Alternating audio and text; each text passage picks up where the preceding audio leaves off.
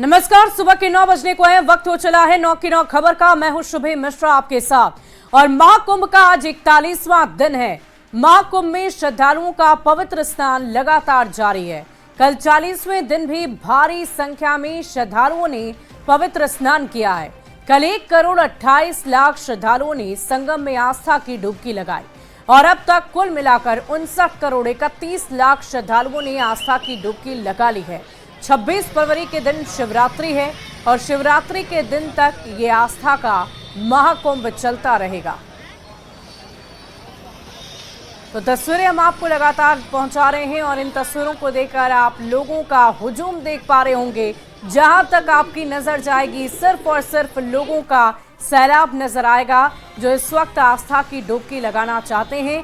और 26 फरवरी वो आखिरी तारीख है जिस दिन इस महाकुंभ का समापन होगा, शिवरात्रि के दिन। लेकिन उससे पहले कोई भी इस मौके को चूकना नहीं चाहता है। अभी भी वही आस्था, वही उमंग, वही उत्साह और उसी उत्साह और उमंग के साथ ये सभी आस्था की डुबकी लगाने के लिए महाकुंभ पहुंच रहे हैं।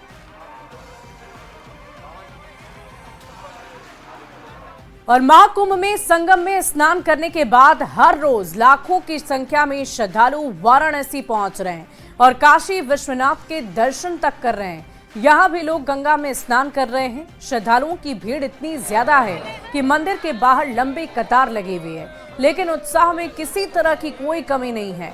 हर हर महादेव के उद्घोष के साथ श्रद्धालु दर्शन के लिए लंबी कतार लगाए हुए हैं। लोगों का कहना है कि व्यवस्थाएं अच्छी है, दर्शन करने में किसी तरह की कोई दिक्कत नहीं हो रही है।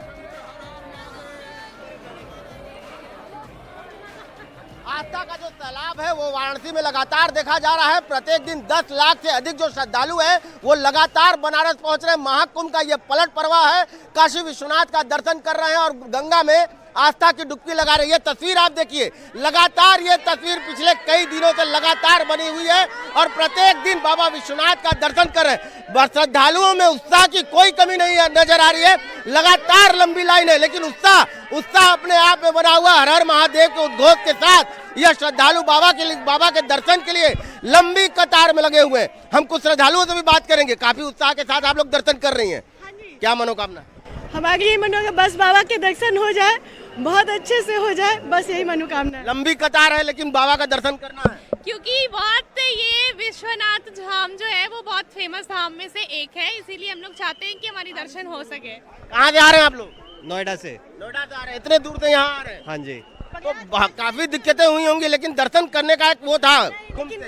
सरकार ने इतनी अच्छी व्यवस्था रखी है कि कोई दिक्कत नहीं हुई है। भीड़ है, चूंकि हमारे जैसे बहुत लोग आए हैं यहाँ पे, तो वो तो हमें थोड़ा मुश्किल का सामना करना पड़ेगा, लेकिन बाबा का दर्शन हो जाए, बस यही इच्छा है। देखिए व्यवस्थाएं अच्छी, इसलिए जो मुश्किलें हैं वो आसान हो जा रही है। हाँ जी बिल्कुल।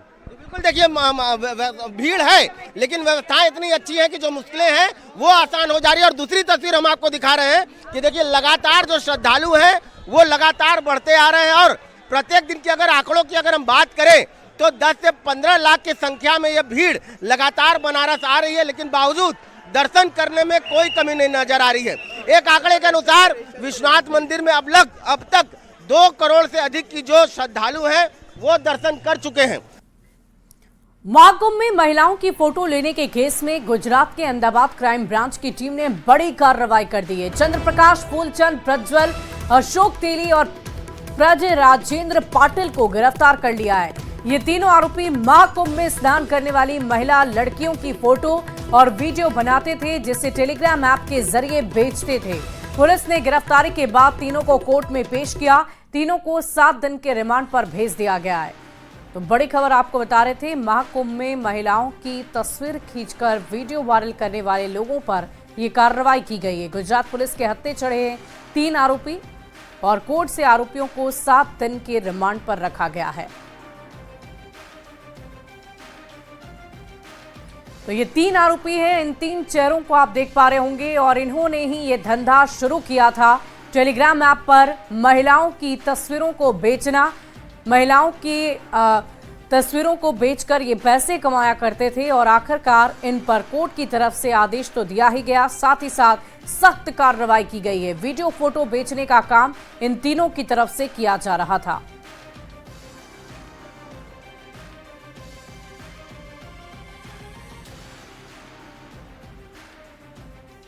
और इसी बीच राजधानी पटना से एक बड़ी खबर का रुख करेंगे। TRE 3 का मामला, अभ्यर्थियों की नाराजगी बढ़ गई है। पीजीटी के 6 विषय का मामला है। जल्द जिला आवंटन की मांग की जा रही है। तत्काल ज्वाइनिंग की मांग, पीआरटी से लेकर पीजीटी तक ज्वाइनिंग हो। सीएम नीतीश और शिक्षा मंत्री को पत्र भेजा गया है। रिजल्ट के 2 महीने बाद भी नियुक्ति पत्र अब तक नहीं मिला। विभाग से नहीं मिल रहा किसी तरह का कोई जवाब। काउंसलिंग के बाद इंतजार में है अभ्यर्थी। TRE 3 की वजह से TRE 4 में भी देरी हो रही है। इस वक्त की बड़ी खबर आपको बता रहे हैं, पटना से ये बड़ी जानकारी आप तक पहुंचा रहे हैं। और इस पूरी खबर की अधिक जानकारी के साथ न्यूज 18 संवाददाता पटना से रजनीश कुमार फोन लाइन पर हैं। रजनीश, क्या कुछ जानकारी है, क्या है ये पूरा मामला? भी 2 महीने से अधिक हो गए हैं रिजल्ट जारी हुए TRE 3 के, और इसके बाद जो है लगभग काउंसलिंग की पूरी प्रक्रिया जो है वो भी खत्म हो गई है। और जो अभ्यर्थी हैं लगातार शिक्षा विभाग का चक्कर लगा रहे हैं, यानी शिक्षा मंत्री से लेकर एसीएस और सीएम नीतीश कुमार को पत्र लिख रहे हैं कि TRE 3 की ज्वाइनिंग करें। अब तक किसी प्रकार का कोई जवाब नहीं मिल रहा है। बता दें आपको 66,000 से अधिक अभ्यर्थी सफलता प्राप्त किए थे, और ये आक्रोश अब बढ़ता जा रहा है। कहीं ना कहीं जो पीआरटी से लेकर पीजीटी तक के जो अभ्यर्थी हैं वो लगातार पत्र लिख रहे हैं, क्योंकि TRE 3 की वजह से TRE 4 के विज्ञापन में भी देरी हो रही है। सरकार ने घोषणा एक तरह से कर दी है। डिप्टी सीएम ने ट्वीट पर ये जानकारी दी थी कि 80,000 के आसपास जो है वैकेंसी आ सकती है TRE 4 में। और दूसरी तरफ जो TRE 3 के जो पीजीटी के 6 विषय वाले अभ्यर्थी हैं उनको अब तक जिला आवंटित नहीं किया गया है। वहीं जो रिकाउंसलिंग की बात है, जिनका डाउटफुल है सर्टिफिकेट ये काउंसलिंग के दौरान, उनके लिए रिकाउंसलिंग की तारीख का ऐलान अब तक नहीं किया गया। तो सब प्रक्रिया जो है एक तरह से अधूरी है, और ऐसे में आक्रोश बढ़ता जा रहा है। कुल मिलाकर ये कहें तो जो ट्रेनिंग की प्रक्रिया है, ज्वाइनिंग लेटर देने की प्रक्रिया है, और इसके बाद ज्वाइनिंग की प्रक्रिया है, इसको लेकर विभाग को अब पत्राचार करना होगा। और विभाग की तरफ से कहीं ना कहीं अब कोई पत्र जारी करके ये आश्वासन देना होगा कि आखिर तारीख क्या हो सकती है, क्योंकि होली से पहले सभी अभ्यर्थी चाहते हैं कि उनकी ज्वाइनिंग हो। एक तरफ जहां ट्रांसफर प्रक्रिया जो है वो लंबित है, जो बीपीएससी वाले टीचर हैं, सक्षमता पास है, वो ट्रांसफर के इंतजार में है, वहीं TRE 3 वाले भी नाराज हो रहे हैं। तो अब शिक्षा विभाग के एसीएस हो या शिक्षा मंत्री हो, उन्हें अब ठोस आश्वासन देना पड़ेगा, क्योंकि ये आक्रोश जो है लगातार बढ़ रहा है। और न्यूज 18 से जो सैकड़ों अभ्यर्थी हैं, हजारों अभ्यर्थी हैं, वो पत्र लिखकर वो कहीं ना कहीं गुहार लगा रहे हैं कि जल्दी अब ज्वाइनिंग की प्रक्रिया जो है शुरू की जाए। शुभी, चलिए, वाकई रजनीश, देखने वाली बात होगी कि कब तक इनका इंतजार समाप्त होता है और सरकार की तरफ से, शिक्षा विभाग की तरफ से क्या पहल की जाती है। इस पूरी खबर पर आप लगातार नजर बनाए रखें। और अगली खबर बेगूसराय से आ रही है, जहां बिजली बिल जमा नहीं करने पर बिजली काटने से नाराज लोगों ने विभाग की महिला इंजीनियर के साथ बदसलूकी की। साथ ही साथ बिजली मिस्त्री को जमकर पीटा गया। घटना शाहपुर गांव के लंका टोला की है। गांव के कुछ लोगों का 9 से 15,000 रुपए बिजली का बिल बकाया था। बार बार कहने के बावजूद ये लोग बिल जमा नहीं कर रहे थे, जिसके बाद विभाग की ओर से उनका बिजली कनेक्शन काट दिया गया। कनेक्शन काटने गई बिजली विभाग की टीम पर हुए हमले की थाने में रिपोर्ट दर्ज करा दी गई है। अचानक से 3-4 लोग और बहुत सारे लोग थे, जिसमें जो 3-4 लोग थे वो आए, सीधे मेरे मिस्त्री के साथ मारपीट स्टार्ट कर दिया। कुछ नहीं बोला उन्होंने, सीधे मारना स्टार्ट कर दिया। और उसके बाद मिस्त्री के बाद मारने के बाद एक और व्यक्ति थे जो शशि भूषण नाम थे। मारने में कोई विजय ठाकुर और हीरालाल ठाकुर ये थे आगे, और इनको भड़का रहे थे शशि भूषण। मारपीट तो करवे किए, गाली गलौज, बंधक बना के लाइन पहले जोड़ो तब जाएगी। जेई मैडम को अभद्र गालियां देते रहे सर। रेवेन्यू जो रीडर थे उनके साथ गाली गलौज, उनके साथ हाथापाई, रुपया छीनताई जैसी घटना को उन्होंने अंजाम दिया। वहीं हजारीबाग से आपको बड़ी खबर बताएंगे, जहां कंडिसार गांव में आज एक साथ निकली 6 शव यात्रा। मृतकों का शव कंडिसार गांव पहुंचा। गांव में मातम का माहौल हो गया। किसी के घर चूल्हा तक नहीं जला। महाकुंभ के बाद तीर्थ दर्शन के लिए कंडिसार गांव से 6 लोगों को जौनपुर के बदलापुर में सड़क हादसे में उनकी मौत हो गई थी। इस वक्त की बड़ी खबर आपको बता रहे हैं, हजारीबाग से ये बड़ी खबर आपको बता रहे हैं। ये दर्दनाक घटना हुई। महाकुंभ के बाद तीर्थ दर्शन के लिए ये सभी जा रहे थे। कंडिसार गांव के 6 लोगों की जौनपुर के बदलापुर में सड़क हादसे में मौत हो गई। तो ये तस्वीरें हम आपको दिखा रहे हैं। सड़क हादसे में एक नहीं बल्कि 6 लोगों की जान चली गई, जिसके बाद गांव में माहौल मातम का हो गया। मृतकों का शव कंडसार गांव जब पहुंचा तो किसी के घर चूल्हा तक नहीं जला है। हजारीबाग से ये बड़ी खबर आपको बता रहे हैं। एक साथ एक नहीं, दो नहीं, बल्कि 6 शव यात्रा निकलेगी।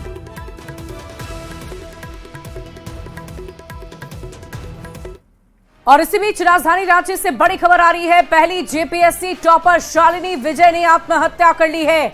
शालिनी विजय ने भाई और मां के साथ आत्महत्या की। कोच्चि के कक्कड़नाड़ में शव मिला है। इस वक्त की बड़ी खबर आपको बता रहे हैं। रांची से ये बड़ी खबर, शालिनी विजय ने आत्महत्या कर ली है। मनीष विजय केरल के कन्नाड़ के कस्टम में विभाग में अतिरिक्त आयुक्त के पद पर ये कार्यरत थे। शालिनी विजय जेपीएससी 1 की टॉपर रह चुकी थी। लंबे समय तक झारखंड में डिप्टी कलेक्टर रैंक में काम कर चुकी थी और 2 साल पहले वो छुट्टी पर गई हुई थी और उसके बाद ड्यूटी पर वापस ही नहीं लौटी। शालिनी केरल की रहने वाली थी। इस वक्त की बड़ी खबर आपको बता रहे हैं। भाई और मां के साथ उसने आत्महत्या कर ली थी। और इस पूरी खबर के अधिक जानकारी के साथ न्यूज 18 संवाददाता रांची से ओम प्रकाश फोन लाइन पर हैं। ओम प्रकाश, क्या जानकारी है? किस वजह से ऐसा हादसा हुआ होगा? क्या वजहें रही होंगी? क्या है ये पूरा मामला? पूरी जानकारी दें।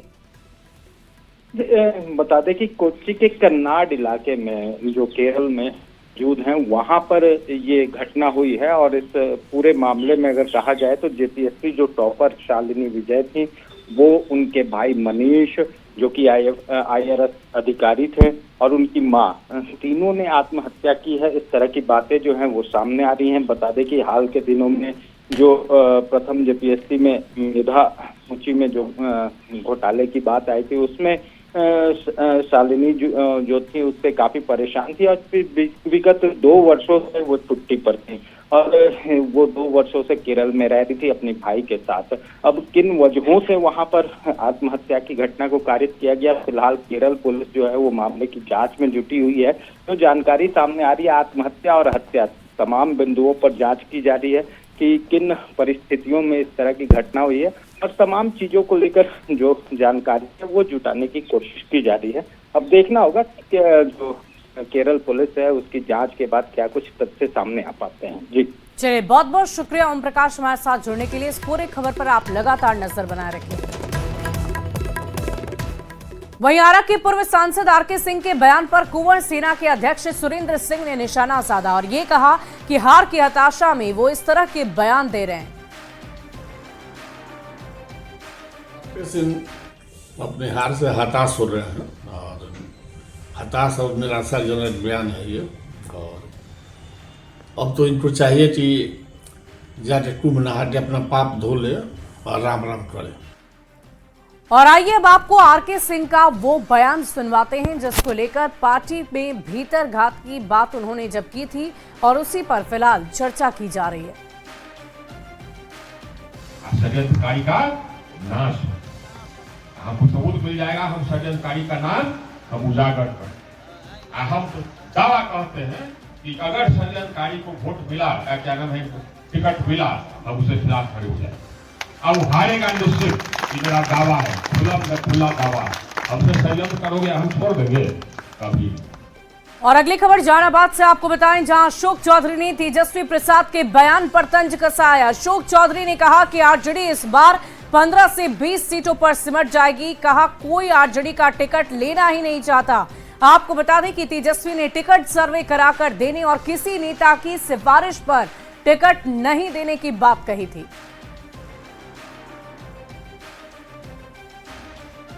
अरे राजन जीत कहाँ रहा है यार, काहे परेशान है, क्या सिफारिश करने जा रहा है, क्या टिकट मांगने जा रहा है। अरे ऐसे जो कुछ 15-20 सीट पे समटेगा राजन।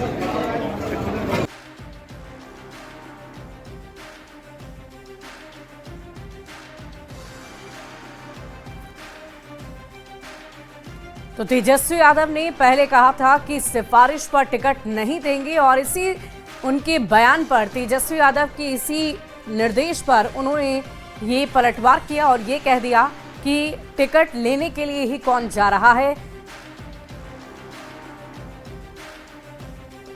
वहीं पूर्णिया सांसद पप्पू यादव ने नीतीश कुमार को लेकर बड़ा बयान दे डाला है। पप्पू यादव ने नीतीश कुमार को राजनीति का जोरन बताया। उन्होंने कहा कि वो जहां जाते हैं जम जाते हैं। नीतीश कुमार कभी पलटते नहीं हैं। बल्कि कभी आरजेडी तो कभी बीजेपी उन्हें पलटने को मजबूर कर देती है।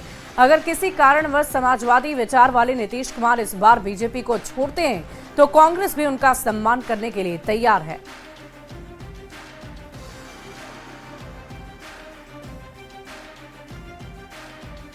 नीतीश कुमार जोरन है, जोरन दही का जोरन है, जहाँ जाते हैं जमते हैं।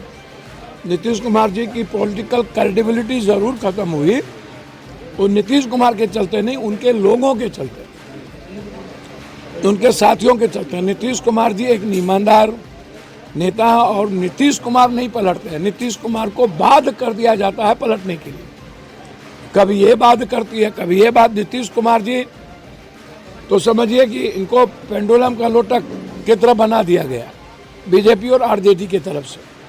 मुझे लगता है कि नीतीश कुमार जी का कांग्रेस सम्मान करती है। जब भी उनको कोई पीठ में खंजर भोंकेगी और इस तरह की बात आएगा तो नीतीश कुमार समाजवादी कल्चर के हैं, सेकुलर कल्चर के सबसे ज़्यादा हैं और ईमानदार आदमी है। तो नीतीश कुमार जी को हम सम्मान देंगे हर कीमत पर, आज भी दे रहे हैं, कल भी देंगे।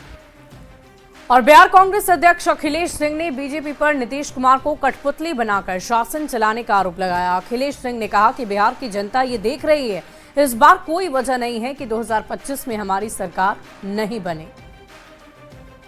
नीतीश जी पिछले 5 साल से किस तरह से सरकार चला रहे हैं और किस तरह से उनको भारतीय जनता पार्टी अपने हाथों की कठपुतली बना के शासन प्रशासन चला रही है, ये बिहार के लोगों की को अच्छी तरह से समझ में आ चुकी है।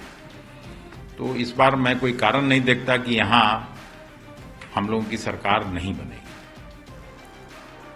और प्रधानमंत्री नरेंद्र मोदी 24 फरवरी को बिहार के भागलपुर दौरे पर आएंगे। पीएम मोदी देश के 9 करोड़ 80 लाख किसानों के खाते में किसान सम्मान निधि का 22,000 करोड़ रुपए की सौगात देंगे। पीएम की यात्रा को लेकर युद्ध स्तर पर तैयारियां की जा रही है। पूर्णिया में जेडीयू के राष्ट्रीय कार्यकारी अध्यक्ष संजय झा, मंत्री मंगल पांडे, लेसी सिंह ने एनडीए कार्यकर्ताओं के साथ बैठक की। संजय झा ने कहा कि पीएम मोदी का कार्यक्रम ऐतिहासिक होगा। मखाना बोर्ड के गठन से किसानों की किस्मत चमकेगी।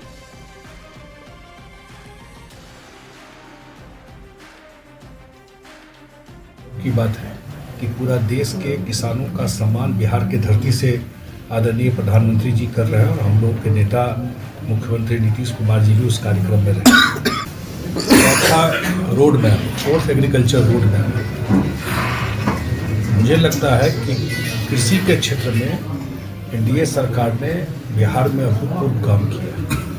कितने कृषि कर्मण अवार्ड बिहार को विभिन्न क्षेत्रों में, चाहे वो धान हो चाहे गेहूं हो, या प्रोडक्शन इतना बढ़ा है उस बैकग्राउंड में मिला है। सीड रिप्लेसमेंट इन्होंने किया है, जैविक खेती का काम किया। कृषि के क्षेत्र में तो अद्भुत काम हुआ है। अब जो आप बेचते भी हैं तो आपके अकाउंट में पैसा आ जाता है, जो नौकरी उसमें मिले। जो एस्टिमेटेड टारगेट है कि अगले 10 साल में ये लगभग 4 से 5 हज़ार करोड़ का व्यापार हो जाएगा, क्योंकि इसका डिमांड जब से आदरणीय वित्त मंत्री ने घोषणा किया अपने बजट में, मखाना तो लोग समझते थे। बीजेपी के राष्ट्रीय प्रवक्ता और राज्यसभा सांसद संबित पात्रा मुजफ्फरपुर पहुंचे। बीजेपी प्रवक्ता ने चैम्बर ऑफ कॉमर्स में आम बजट को लेकर बैठक की है, जिसमें शहर के कई व्यवसायी के साथ बीजेपी के नेता मौजूद रहे। इस दौरान बीजेपी प्रवक्ता ने बजट की तारीफ करते हुए कहा कि बिहार ज्ञान की धरती है। पीएम मोदी ये जानते हैं कि बिहार को 1 देंगे तो उन्हें 4 गुना मिलेगा। हर बजट की तरह इस बजट में भी बिहार का विशेष ख्याल रखा गया।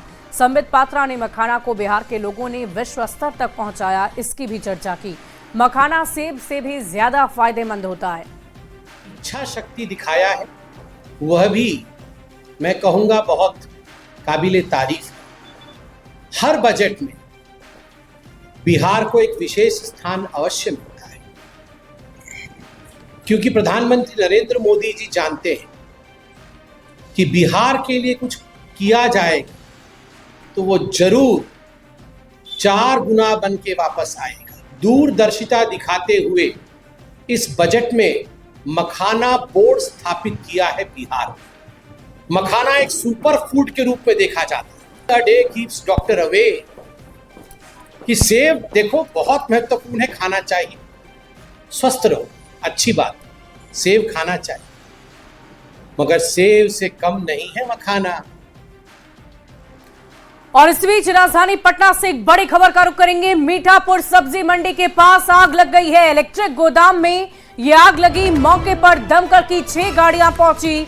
आग पर काबू पाने की कोशिश लगातार जारी है। इस वक्त की बड़ी खबर पटना से आपको बता रहे हैं, जहां मीठापुर सब्जी मंडी के पास आग लग गई है। इलेक्ट्रिक गोदाम में आग लगी है। एक्सक्लूसिव तस्वीरें आपकी टीवी स्क्रीन पर है। आग कैसे लगी इसकी जानकारी अभी नहीं है, लेकिन तस्वीरें हम आपको दिखा रहे हैं कैसे अगलगी की घटना हुई है। तो ये इलेक्ट्रिक गोदाम में आग लग गई है। दमकल की गाड़ियों को आप देख पा रहे होंगे, काफी मशक्कत की जा रही थी आग पर काबू पाने के लिए, और 6 गाड़ियां वहां पर पहुंची और आग पर काबू पाने की कोशिश लगातार जारी है। और फिलहाल इस बुलेटिन में अभी के लिए बस इतना ही। आप बने रहे न्यूज़ 18 बिहार झारखंड के साथ।